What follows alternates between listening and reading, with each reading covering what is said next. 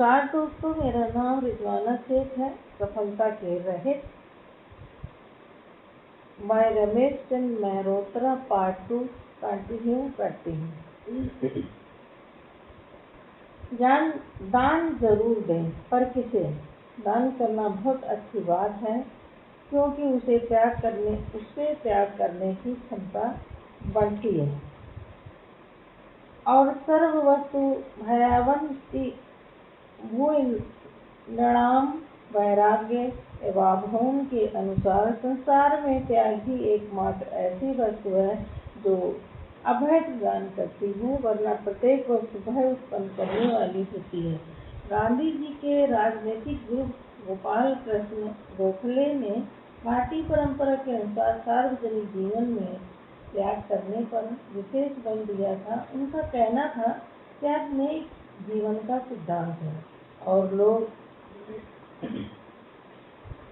जो कुछ प्राप्त करते हैं उससे महान नहीं बनते, बल्कि वो जो कुछ त्यागते हैं उससे महान बनते हैं। उपर्युक्त के आधार पर त्याग और दान उपयोगिता और महत्ता की दृष्टि से जुड़वा भाई है, लेकिन त्याग विवेकपूर्ण होना चाहिए और दान सुपात्र को ही दिया जाना चाहिए।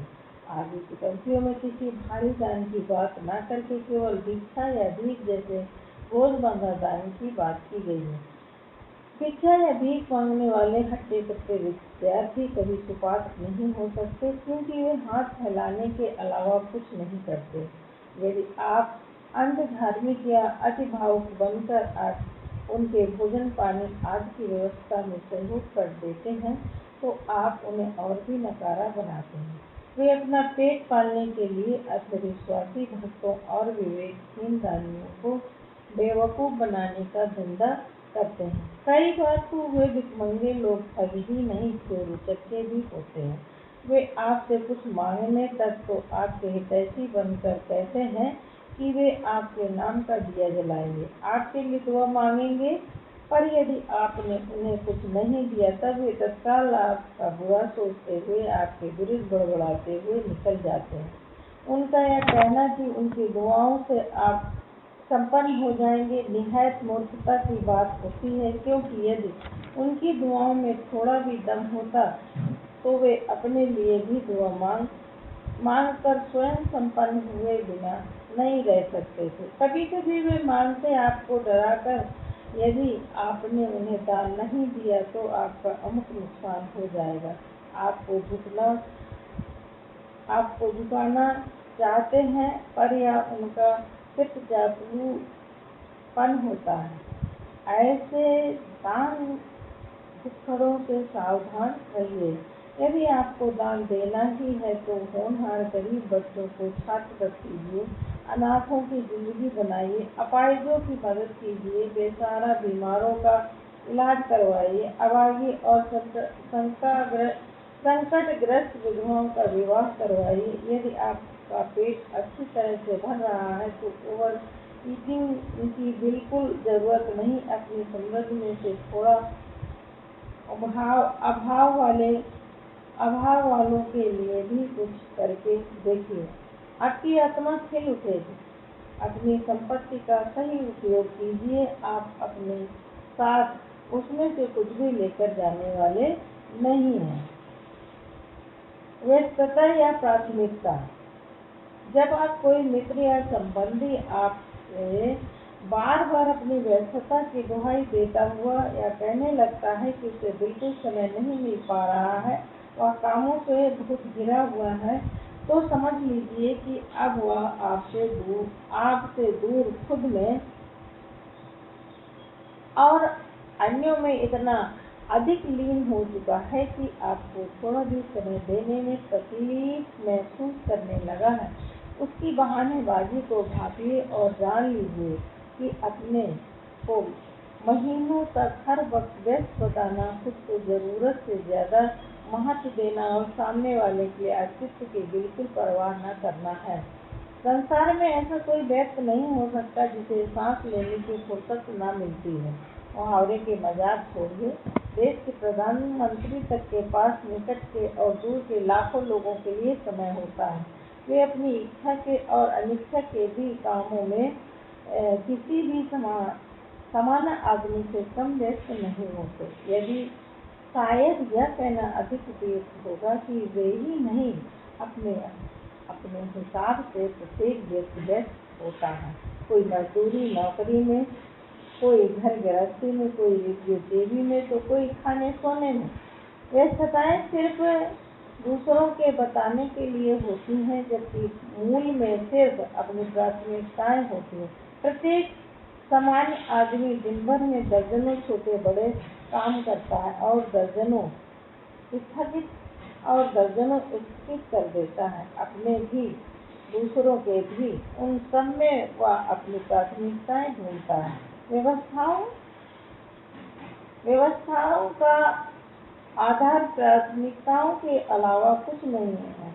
यह बात आगामी तथ्य से भी पुष्ट हो जाती है कि कभी-कभी अन्य प्राथमिकताओं के कारण भारी भरकम समारोह तक आखिरी मौके पर रद्द कर दिए जाते हैं। यदि कोई व्यस्त रहता है तो वह किसी पर एहसान नहीं करता, क्योंकि वह जो कुछ भी करता है सिर्फ अपने लिए करता है, स्वेच्छा से या मजबूरी से। मजबूरी में भी सिर्फ अपने लिए, इसलिए कि यदि वह ऐसा नहीं करेगा तो उसका अपेक्षाकृत अधिक नुकसान होने की स्थिति बन जाएगी। इस तरह जब वह दूसरों के लिए व्यस्त रहता है तब भी वह अपने लिए ही जीता है, अपने कर्तव्य के लिए व्यस्त रहकर, अपने संतोष के लिए व्यस्त रहकर, अपने नाम और यश के लिए व्यस्त रहकर। असल बात यह है कि कर्म को जीवन की अनिवार्यता मानने वाले व्यक्ति व्यस्तता और रिक्तता में से सदा व्यस्तता को चुनते हैं। आराम हराम है। इसके पीछे यह भी उद्देश्य है कि आदमी खाली न रहे, वह अपने और समाज के उत्तरोत्तर